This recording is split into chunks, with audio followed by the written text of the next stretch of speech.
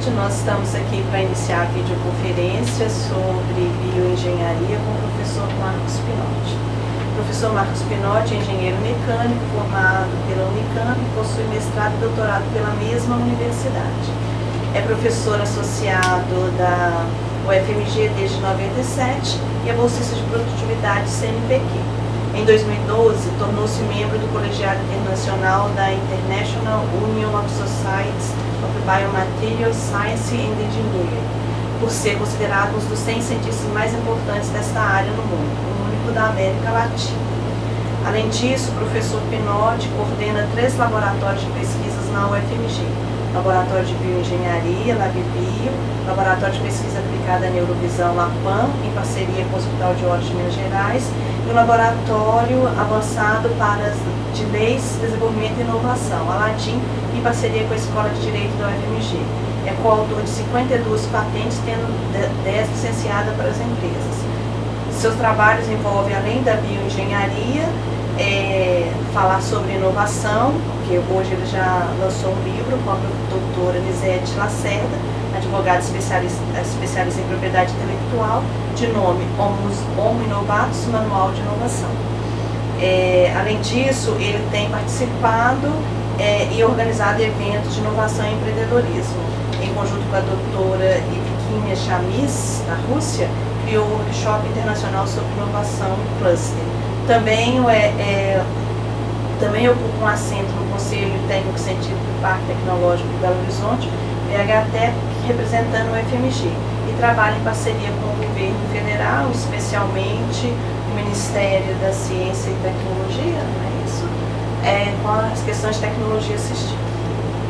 Professor Pinotti. Okay. Boa tarde. Queria falar hoje sobre inovação. É uma questão muito importante para a gente, principalmente aqui em Minas Gerais, que a gente deseja transformar conhecimento em qualidade de vida, em produtos e serviços que possam melhorar a economia do Brasil e do estado de Minas Gerais. E uma dessas questões é trabalhando com bioengenharia. A bioengenharia é a área da engenharia que usa conhecimentos da biologia e transforma esses conhecimentos, usando as ferramentas da engenharia, em produtos, serviços ou software tangíveis que possam gerar economia.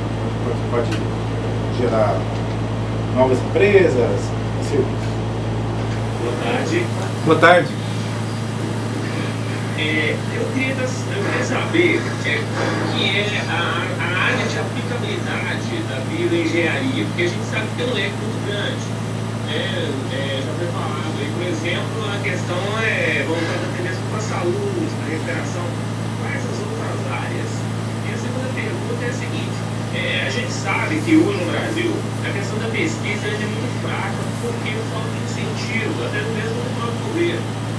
Pesquisadores que às vezes até desenvolvem projetos muito bons, eles acabam saindo do Brasil e vão para fora porque tem tempo de remuneração mesmo. Como o senhor vê aí o cenário de pesquisa, no Brasil para essa área, para hoje e para os próximos anos? Ok. Uma coisa interessante é que a gente, como cidadão, não falando como professor da UFMG, estou falando como cidadão, a gente tinha a impressão de que a gente não tinha muito incentivo para a pesquisa. Isso não é verdade. Isso não é verdade. A gente tem muito incentivo e eu posso falar para você que sobra dinheiro para fazer pesquisa.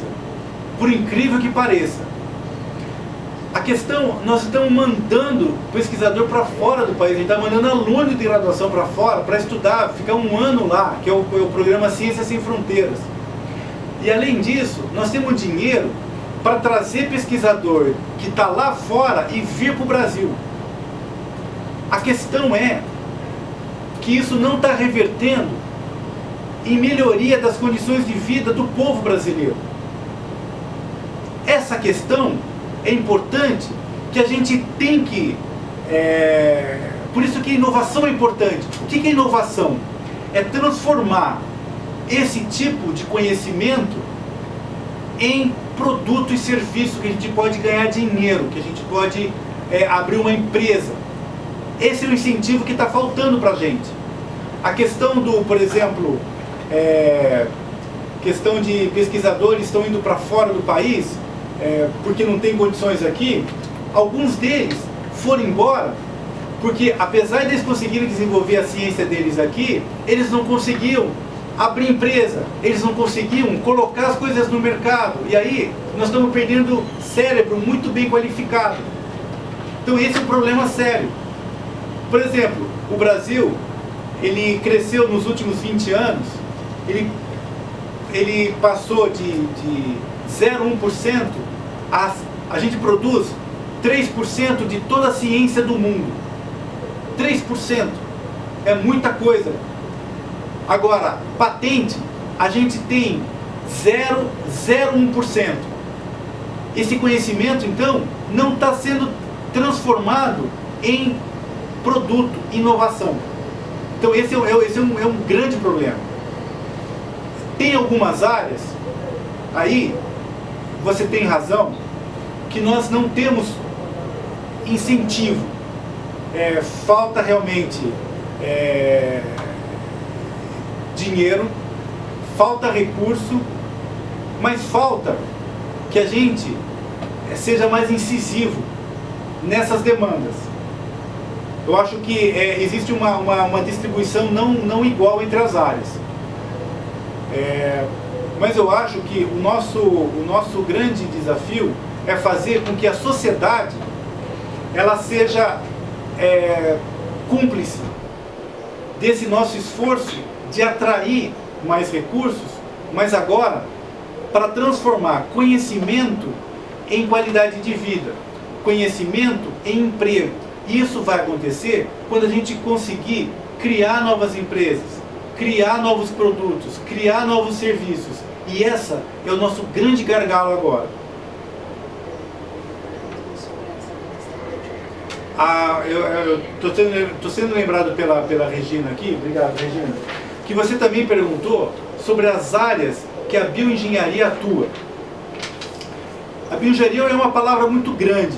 Ela também pode ser conhecida como engenharia biomédica, engenharia médica, engenharia clínica. São pedaços da grande área chamado bioengenharia, onde você pode trabalhar, por exemplo, a questão que eu já falei, da reabilitação de pessoas ou auxílio de pessoas com deficiência.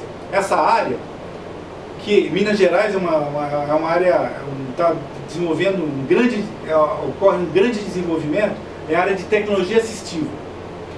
Uma outra área de bioengenharia é dispositivos médicos. Por exemplo, aparelhos de ultrassom, aparelhos de raio-x, tomógrafo, medidor de pressão arterial. Tem outra área da bioengenharia que trabalha com a criação de órgãos artificiais ou pedaços de órgão. Se você, por exemplo, aqui em Belo Horizonte, a gente produz 65% de todas as válvulas cardíacas artificiais consumidas no Brasil. Olha que coisa incrível. Válvula cardíaca artificial. Alguém está com problema de válvula do coração, precisa substituir. 65% dessas válvulas são produzidas na região metropolitana de Belo Horizonte. Essa é uma área interessante. Uma outra área interessante que tá crescendo agora, que chama de medicina regenerativa. Daqui a pouco a gente pode criar um órgão novo e transplantar no paciente. Essa é uma área que envolve bioengenharia. E bioengenharia, ela não é feita com uma especialidade só. Você precisa de engenheiro, você precisa de biólogo, você precisa de médico, de químico, físico, dependendo da área de fisioterapeuta, terapeuta ocupacional. Então é uma gama muito grande de profissionais que pode atuar nessa área. Espero que eu tenha respondido tudo. Boa tarde. Meu nome é Arthur, eu sou estudante universitário, eu faço PCT, aqui em Diamantina tem uma visão do FPJM, Universidade Repleta de Estudantes, mas a maioria deles não é natural daqui.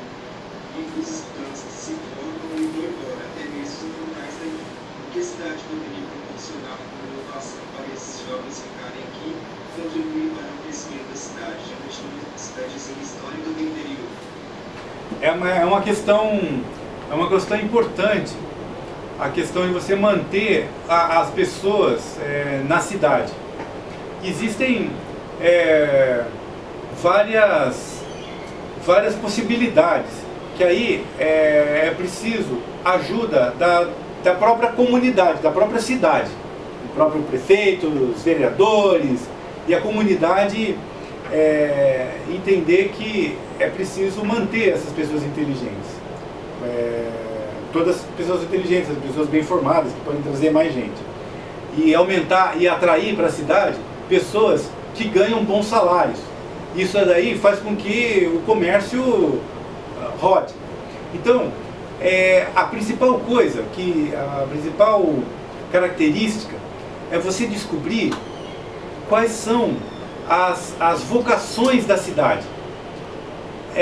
Está muito claro. Eu já fui em Diamantina, uma cidade, eu adoro Diamantina.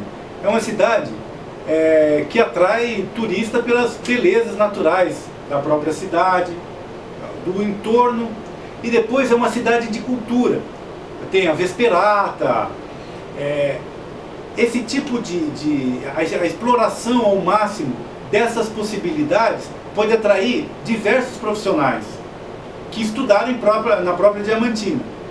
Depois, essas pessoas, você pode desenvolver um comércio de alimentos, que em volta de Diamantina também há diferentes, tem morango em Diamantina.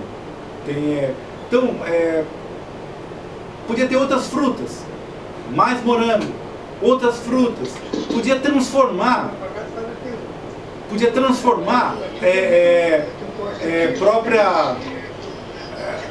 as frutas ali serem processadas ou embaladas de uma forma diferente para aumentar o valor agregado delas. Então existem pequenas iniciativas que a própria comunidade pode ajudar a criar novos empregos. A questão é criar empregos que estão ligados com as vocações. Então eu falei para vocês pelo menos 3 vocações de Diamantina. Eu acho que esse é o ponto onde você pode começar. Muito obrigado. Nada. Professor, Oi. Eu queria saber a respeito de nanotecnologia. Onde que ela se encaixa no caso do perfil da bioengenharia? Porque a gente sabe de muitas coisas, a gente às vezes não sabe se isso é utopia, se isso é realidade, se isso é funcional, se ela existe e se ela está sendo aplicada. Você podia falar um pouco sobre isso para nós? Claro. Nanotecnologia é uma área bem grande e diversificada. Você, aqui em Minas Gerais, existe uma empresa que ela licenciou da UFMG nanotubo de carbono. Nanotubo de carbono é um monte de carbono alinhado, e isso daí aumenta muito a área de contato. Essa empresa licenciou e misturou isso com gesso. Então o gesso, ao invés de ficar quebradiço, ele fica muito resistente. Então esse é o poder da nanotecnologia. Essa coisa interessante é que você aumenta a área de contato e você aumenta a resistência do material. Então você pode transformar um bloco de gesso muito leve, que antes era quebradiço, numa coisa leve e resistente. Então essa é uma aplicação. Uma aplicação de nanotecnologia, que eu estava falando um pouco mais cedo para vocês, da chamada terapia fotodinâmica, que você usa um corante, coloca na bactéria ou fungo e joga a luz, libera radical livre dentro dessas células e elas morrem. Você faz desinfecção sem antibiótico. Algumas desses corantes a gente gera a partir de nanotecnologia. E muitas vezes é muito fácil de fazer isso. É muito barato fazer isso. Então a gente tem que desmistificar, pensando que nanotecnologia é uma coisa muito cara para fazer. Às vezes é, às vezes não. E depois a aplicação, uma vez que você tem esses produtos de nanotecnologia, você consegue agregar muito valor e melhorar as qualidades. Então tem essa questão. Por exemplo, para fazer fio têxtil, você tem um processo chamado electrospinning. Você coloca um eletrodo aqui, uma agulha e um polímero aqui dentro. Você coloca uma diferença de potencial na agulha, entre a agulha e o receptor, e esse negócio gira, esse cilindro gira. Se você fizer com milhares de volts, o fio que vai sair vai ter diâmetro nanométrico. Aí você consegue fazer tela nanométrica para várias aplicações. Então, dependendo do processo, você obtém nanopartículas. Por exemplo, uma coisa que algumas empresas já estão começando a usar de calçado é nanosfera de prata. Você consegue incorporar nanosfera de prata em palmilha, acaba com o mau cheiro do sapato. Você consegue colocar nanosfera de prata em tecido, e que ele evita a contaminação de bactéria. Isso é muito fácil de fazer. Então a nanotecnologia, ela está presente na nossa vida diária. Muitas delas são produzidas aqui na UFMG, esperando alguma empresa para levar embora, para fazer isso em Brumadinho, por exemplo. Legal. Tá? Professor, Monte Azul? Você esclareceu bastante. Deixa eu só terminar aqui. Eu gostaria de agradecer e lembrar assim, que quando foi iniciada a fala, foi falado a respeito de robôs. E isso me lembrou a questão da nanotecnologia, porque assim, às vezes a gente ouve falar em nanotecnologia e pensa na questão de robôs. Existe, né, se é que existe, eu não sei se é somente uma coisa de TV, mas micro-robôs que podem, por exemplo, atuar na área de medicina ou não? Claro. Olha, se você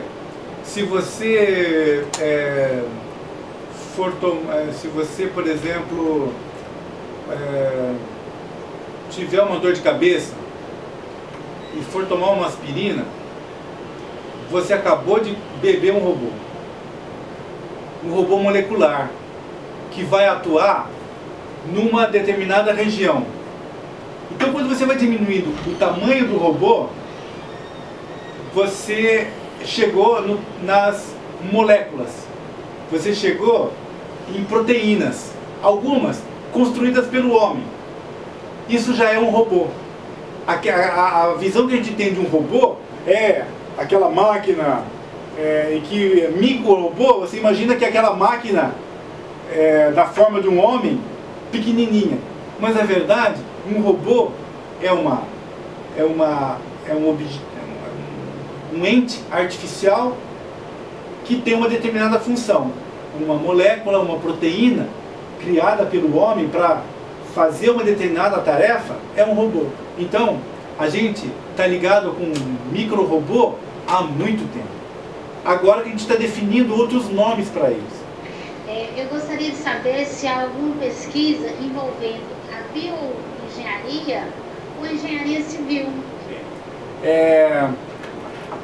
Já há muito tempo existe esse desenvolvimento. Por exemplo, Monte Azul fica em que lugar do estado? No norte de Minas, quase Bahia. Quase Bahia. É a quente aí, né? Tá calor aí hoje? 40. Mas aí eu tô vendo, bem atrás de você, tem um dispositivo que não está fazendo barulho, mas está soprando um ar gelado aí para vocês, que é um ar-condicionado splitter, não é? Ok. O engenheiro civil, que projetou essa sala, ele especificou o ar-condicionado baseado na insolação que está batendo aí e no número de pessoas e atividade que ia ser realizada aí dentro. Para fazer isso, eles têm que saber qual foi a taxa de metabolismo das pessoas sentadas numa sala, vai liberar para o ambiente que ele tem que retirar o calor. Essa foi uma pesquisa de bioengenharia. Eles colocaram umas pessoas dentro de umas câmeras, foram controlando a temperatura e chegaram numa pesquisa de opinião de conforto térmico. Depois a gente estudou quanto que emana o calor que emana das pessoas pelo metabolismo. E aí a gente faz as contas e projeta um sistema de ar-condicionado para uma sala. Isso daí é uma pesquisa de bioengenharia aplicada à engenharia civil. Uma outra área muito interessante, que às vezes você não precisa utilizar ar-condicionado, você constrói a casa de forma que tenha circulação de ar e que refrigera ela. Se você observar cupim no pasto, os cupinzeiros que estão no pasto, eles crescem como cilindros. Se você reparar nesses cupinzeiros, eles têm passagem de ar por dentro, que quando o ar vai aquecendo, ele passa por ele e cria um fluxo de ar. Refrigera aquele cupinzeiro naturalmente. Se você for, por exemplo, perto de uma floresta, o cupinzeiro é de uma forma diferente. Ele não é cilíndrico, ele é chato. Isso é feito para ele proteger, porque perto da mata vai fazer frio para os cupins ali. Então, essa experiência, essa observação da onde você está e o clima que você tem que se proteger, é uma pesquisa de bioengenharia, que você pode aplicar naturalmente na engenharia civil e gastar menos energia elétrica, por exemplo. Obrigada. Nada. Eu gostaria de saber também, você disse anteriormente sobre o maior problema com as patentes. Eu queria que você apontasse para a gente algumas dificuldades. Dificuldade? Com patente? Por exemplo, a gente no Brasil, você deposita a patente hoje no INPI, você vai ter a conclusão do estudo da sua patente para ver se é viável ou não, daí 10 anos. A validade da patente é 20. Você gastou metade da vida da sua patente na burocracia. Como é que você vai vender isso? Nos Estados Unidos demora 2 anos, 1 ano e meio. No Brasil demora 10. Essa é uma dificuldade. Outra dificuldade, as pessoas não imaginam que seja uma patente. A gente tem que saber o que é uma patente. Como escreve uma patente? Que tipo de patente?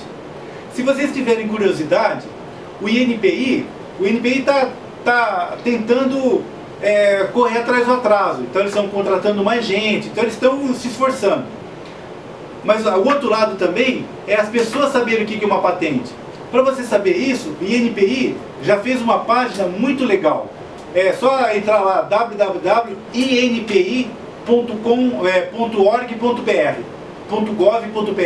mas se você colocar INPI Brasil no Google, aparece lá e você clica. Aí aparece explicando o que é uma patente, o que é o modelo de utilidade, o que é o desenho industrial. Depois, se você criou uma planta, se você cruzou uma planta, tem como proteger ou cultivar aquela planta específica. Se você fez um software, você tem como proteger esse software, tem maneiras de proteger esse software. E no site do INPI é legal que eles te dão um modelo de como fazer isso. Então é muito fácil fazer patente, só que a gente não conhece. A gente precisa divulgar mais essas informações. E é isso que eu estou fazendo agora, aproveitando o ensejo que você me perguntou e falando, olha, entra no site do INPI e veja lá como é que é. É muito fácil. Muito obrigada. Nada. Aqui, eu queria saber, o que o robô pode ajudar na escola? Como é que o robô pode ajudar na escola? Isso. Ah, de várias maneiras. De várias maneiras. Você pode, por exemplo, você conhece Lego? Conheço. Tá. A Lego, ela tem uma linha que tem um robozinho. Ele vem com os motores e você pode montar um Lego e esse motor mexer uma perna, o robô andar, o robozinho andar. Você pode... uma coisa interessante que eles estão fazendo nos Estados Unidos agora, que é muito legal e é muito fácil da gente fazer aqui no Brasil também, é o seguinte: a gente faz um robô se comportar como um bicho e estudar como esse bicho se comporta, mudando o ambiente dele. Isso aí é muito fácil. Por exemplo, se você colocar o pessoal de Santa Rita do Sapucaí, por exemplo, se está me vendo, se está me ouvindo, ou quem trabalha com eletrônica, pode fazer coisas simples, tipo, o robozinho anda quando tem luz, quando apaga a luz ele para. Isso você acabou de imitar um bicho de hábitos noturnos. Quando você acende a luz ele fica parado. E você pode estudar comportamento. Isso é assim, uma coisa misturando robótica com biologia. E você pode estudar mecanismos também com o robô. Então existem vários tipos de robô. Então robô é muito útil na escola. E é muito legal. Você pode criar coisas e pode colocar a sua imaginação para voar nisso. Gente, eu queria encerrar porque o professor tem um outro compromisso e acho que nós já ultrapassamos o nosso tempo aqui também. Agradeço a presença de todos e qualquer coisa é só vocês entrarem em contato com o iTech correspondente. Pessoal, muito obrigado por ficarem aqui conversando sobre inovação. Foi muito legal conversar com vocês. Espero que a gente tenha uma oportunidade de conversar de novo, tá bom? De qualquer forma, aqui na UFMG estamos de portas abertas, sempre. Obrigado. O prazer foi nosso. Obrigada. Tchau. Obrigada, Monte Azul agradece e esperamos a próxima oportunidade. Ok, até a próxima. Até a próxima. Obrigada, professor. Santa Vitória agradece. Tchau. O Antônio também agradece. Tchau, até a próxima.